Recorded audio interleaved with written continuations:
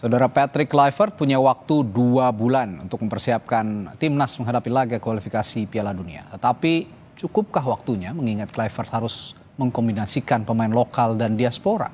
Kita bahas malam hari ini bersama pelatih timnas era 2012-2013 Nil Maizar dan wartawan harian Kompas Muhammad Iksan Mahar. Selamat malam Mas Iksan. Malam. Pak Nil, selamat malam Pak Nil. Selamat malam Bang. Oke, saya ke Pak Nil dulu nih kalau gitu. Saya mau lihat POV-nya pelatih dulu nih soalnya.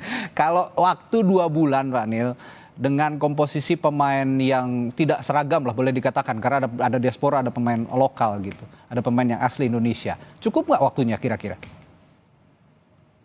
Ya harus dicukupkan Bang. Karena ini kan sudah tugas dari Patrick untuk untuk memadukan pemain diaspora dengan pemain lokal.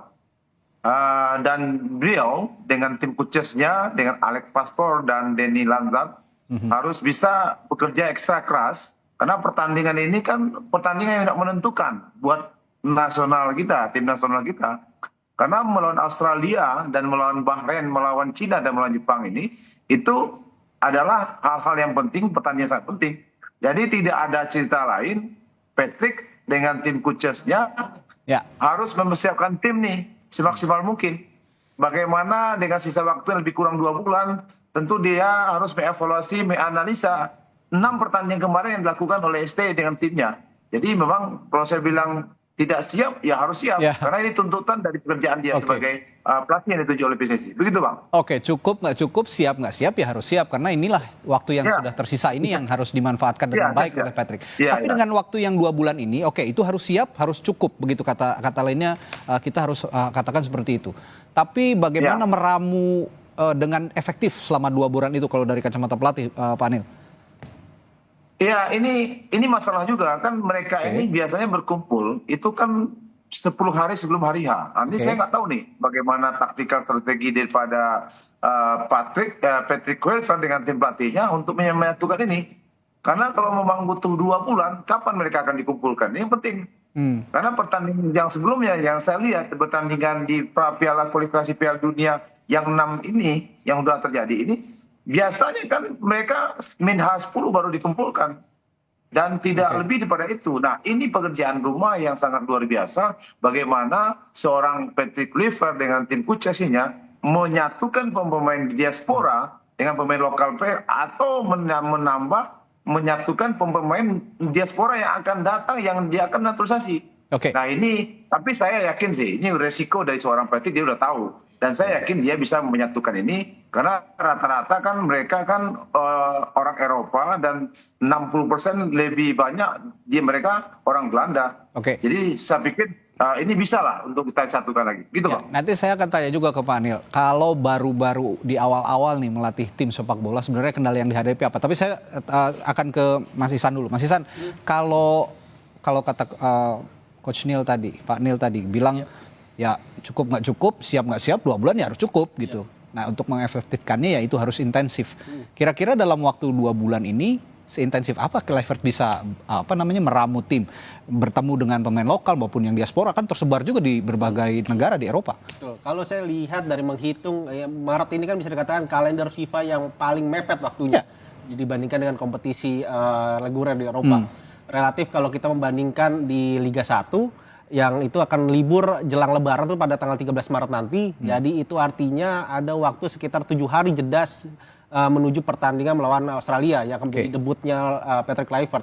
Kalau bisa dikatakan dengan jadwal itu kemungkinan nanti Patrick akan membagi sesi pemusatan latihan menjadi 2 sesi. Pertama di Jakarta yang kemungkinan akan meminta para pemain lokal kita yang seperti mungkin diantaranya 5 pemain kemarin sudah bertemu dari Dewa dan juga dari Persija itu akan berkumpul maksimal tanggal 15. Setelah itu mungkin tanggal 16-nya berangkat ke Australia.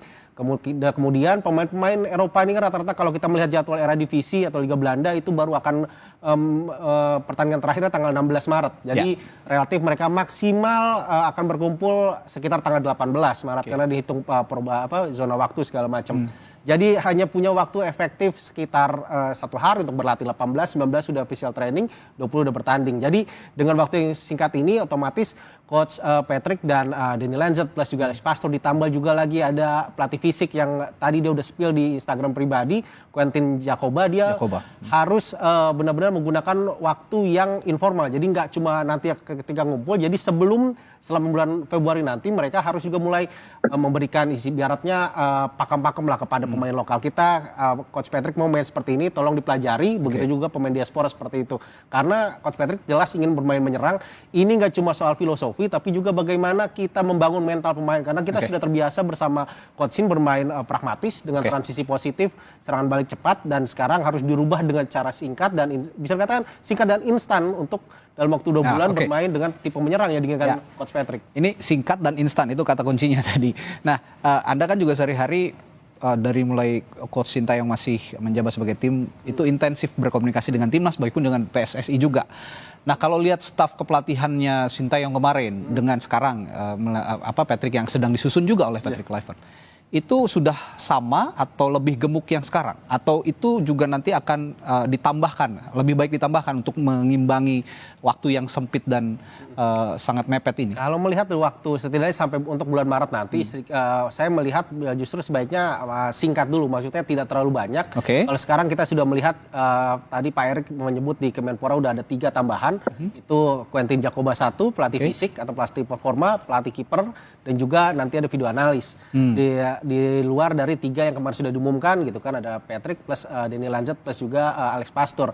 Nah, dengan komposisi ini plus nanti ada 2 pelatih lokal, saya rasa itu cukup untuk sementara, setidaknya untuk bulan Maret, setidaknya biar tidak, karena saking makin banyak kepala akan membuat pemain juga makin bingung nantinya ketika mereka membahas soal taktikal terutama. Kalau bicara singkat dan mepet, ya itu efektif dulu begitu ya. Karena komunikasi juga yang salah satu faktor yang penting untuk bisa mengantisipasi mepetnya jadwal ini. Nah, ke Pak Nil tadi saya sempat tanya, kalau di awal-awal melatih sebuah tim sepak bola, kendala yang muncul dari sebuah tim ataupun dari kacamata pelatih apa biasanya, Pak Nil?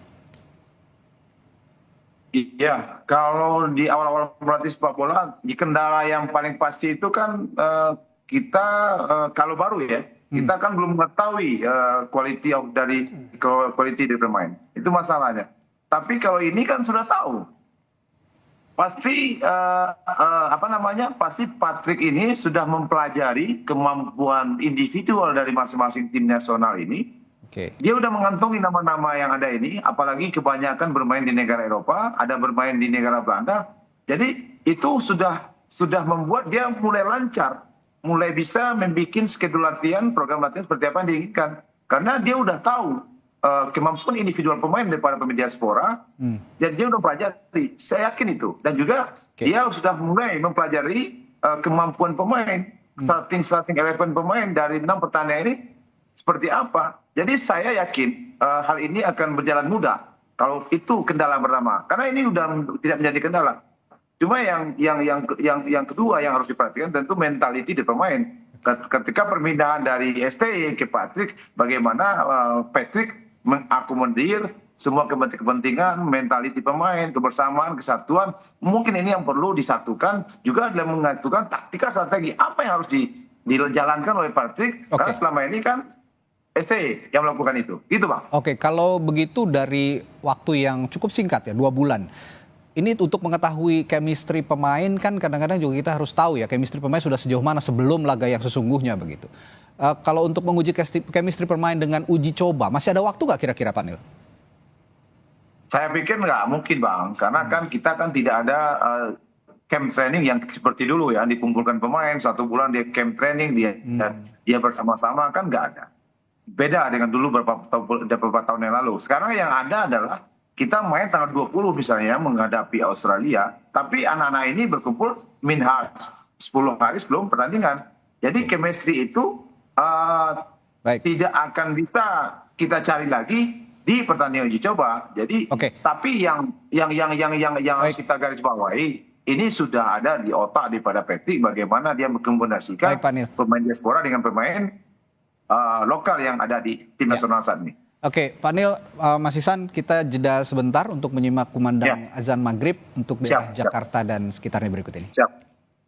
Kita lanjutkan kembali, tadi ngomong-ngomong soal chemistry pemain, Pak Nil tadi sudah mengungkapkan bahwa ya kalau memang ada uji coba, sepertinya waktunya akan cukup mepet begitu, tidak aakan bisa diwujudkan begitu ya Pak Nil ya?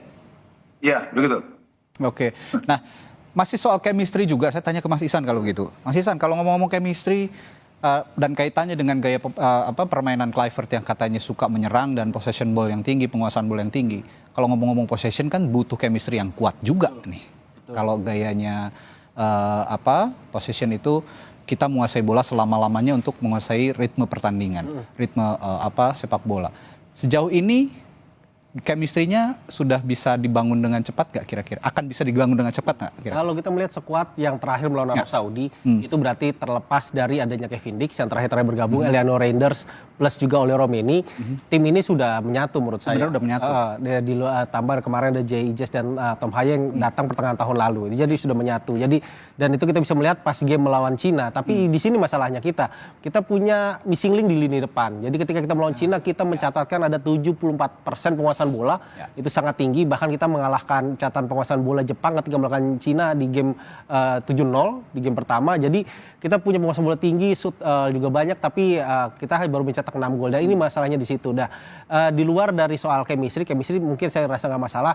Saya lebih menyorot justru mentalitas kita, karena kita sudah terbiasa bermain pragmatis, bermain cepat dengan serangan balik gitu kan, dan relatif kita bermain reaktif bersama Era Sintayong, dan Coach Shin juga melatih itu ketika saya mengamati langsung permainan kita di Piala Asia 2023 lalu di Qatar, dan itu dilatih di drill sama Coach Shin selama Piala Asia kemarin. Nah, dan itu pun saat itu butuh waktu sekitar kurang lebih 2 pekan yang intens latihan, dimulai dari Turki kemudian berlanjut di Qatar dengan uji coba melawan 2 kali melawan tim Timur Tengah, Libya, dan juga melawan Iran gitu kan, dan hasilnya kita lihat di Piala Asia. Dan sekarang dengan waktu yang mepet, kalau tadi disinggung soal jadwal uji coba, ini menarik. Mungkin satu-satunya cara kita bisa uji coba dengan tim lokal misalkan setelah tanggal 13 gitu kan. Tapi kita tahu bahwa liga ini sudah sangat di tengah-tengah di masa-masa sengitnya persaingan juara, degradasi gitu kan. Tentu tim juga akan memilih untuk menahan diri untuk Liga 1 diajak uji coba. Dan juga melihat di Australia misalkan, pertandingan Liga Australia justru juga baru berakhir pada tanggal 16 Maret nanti. Jadi akan kesulitan nih mencari lawan tanding. Jadi hanya akan laga-laga internal yang akan yang akan disiapkan oleh Coach Patrick dan tim pelatihnya nanti untuk kita melawan Australia. Ya, ini serba sulit juga kalau bicara soal uji coba. Ya itu tadi, liga-liga di negara baik di Indonesia juga ya sedang mempersiapkan untuk menuju tahap puncak gitu ya dalam kompetisi, sehingga agak sulit juga tim-tim klub-klub untuk mempertimbangkan bisa uji coba melawan timnas. Terakhir saya ke Pak Nil. Pak Nil, tadi sempat disinggung juga oleh Mas Ihsan, mentalitas pemain yang juga jadi sorotan ketika ada perubahan pola pragmatis menjadi praktikal ala Kluivert. Nah, untuk perubahan pola ini secara mental, apakah tim juga nanti bisa dibangun dengan baik? Kalau masalah mental ini, saya pikir mereka sudah siap. Antara pemain diaspora, pemain lokal, dengan kedatangan Patrick ini, mereka sudah menyadarkan diri, mungkin ada perubahan. Tapi saya pikir tidak terlalu signifikan. Karena tim ini kan sudah terjalin dengan sangat bagus. Cuma mungkin kalau saya lihat ya dari segi pelatih, mungkin apa yang harus diperbaiki akan diperbaiki, apa yang sudah bagus akan ditambah bagus.